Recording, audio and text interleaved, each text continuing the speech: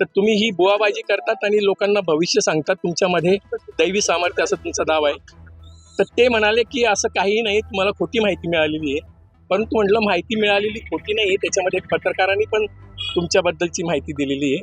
तर तुम्ही जर असं करत असाल तर एक तर ती तुमची अंधश्रद्धा आहे तुमची स्वतःची, हां, त्याच्याबद्दल जर तुम्ही प्रामाणिक असाल तर, आणि तुमचं अज्ञान आहे. दुसरी महत्त्वाची गोष्ट, जर तुम्ही लोकांना फसवत असाल, तुम्हाला माहिती आहे काही नाही, तरी तुम्ही ज्योतिषाचा आणि याचा आधार घेऊन जर लोकांना फसवत असाल तर तुम्ही डॅम्बिस आणि बदमाश आहे. त्यावेळेस त्यांनी सांगितलं की माझ्याकडे, मी रिटायर्ड कॅप्टन आहे, माझ्याकडे रिव्हॉल्वर पण असते, तर त्यामुळे तुम्ही काय समजायचे ते समजा. तर मी म्हटलं त्यांना, मी आणि गोडेराव सरांनी, की रिव्हॉल्वर असू नाही तर काही असो, आम्ही सत्य घेऊन निघालेलो आहे आणि तुमची जर बुवाबाजी असेल तर ती आत्ताच्या आत्ता बंद करा. 2008 साली म्हणजे साधारणतः एक 18 वर्षापूर्वी मला काही फोनवरनं तक्रारी प्राप्त झाल्या होत्या. त्याच्यामध्ये एका पत्रकाराची पण तक्रार होती, नाव सांगितलं नाही त्यांनी, आणि त्यांनी सांगितलं की तुम्ही राहता तिथूनच तो कॅनडा कॉर्नरला ओकसच्या इथे त्याचा व्यवसाय आहे, त्याला दैवी शक्ती प्राप्त झालेली नाही, त्याच्या अनुषंगाने तो ग्रह ताऱ्यांचंही सांगतो आणि बाकीचे कर्णिकवट इतर सुपरस्टिशनच्या संदर्भातलं सगळं तो करतोय, तर तुम्ही जाऊन या.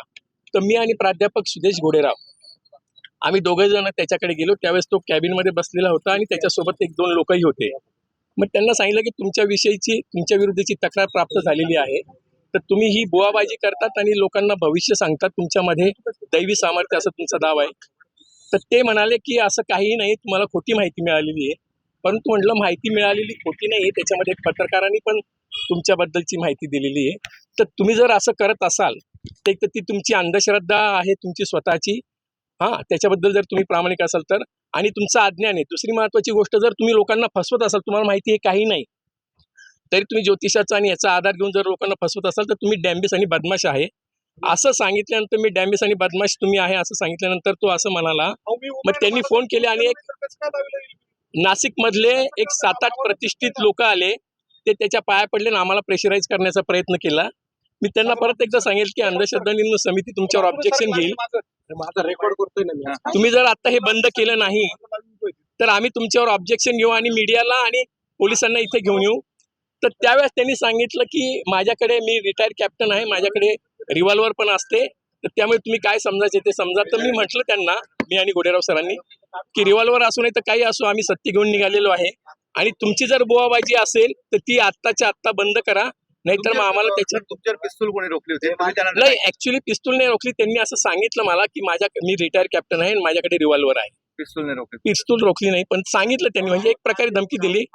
आणि नाशिकमधले मी आता नाव नाही सांगू शकत, मला आठवत नाही, पण प्रतिष्ठित नगरसेवक आणि ते सगळेजण पाया पडले त्यांच्या, काही उद्योजक सुद्धा होते आणि त्यांनी प्रेशराईज करण्याचा प्रयत्न केला. परंतु महाराष्ट्र अंधश्रद्धा निर्मूलन समिती आम्ही ठामपणे नाही, आम्ही गुन्हा यासाठी दाखल केला नाही की आमच्याकडे लिखित स्वरूपात कोणाची तक्रार नव्हती. सगळं नाही, त्याबद्दल नाही केलं. आम्ही म्हटलं ठीक आहे, याला एक चान्स देऊया. आणि मग त्याच्यानंतर असं लक्षात आलं की ते एक शेजारी माझा मित्र आहे, तो म्हणाला की त्यांनी 2-3 महिने अनिसचे लोक आल्यानंतर त्यांनी दरबार बंद ठेवला होता 2-3 महिने आणि नंतर परत चालू केलं असं मला माहिती कळाली.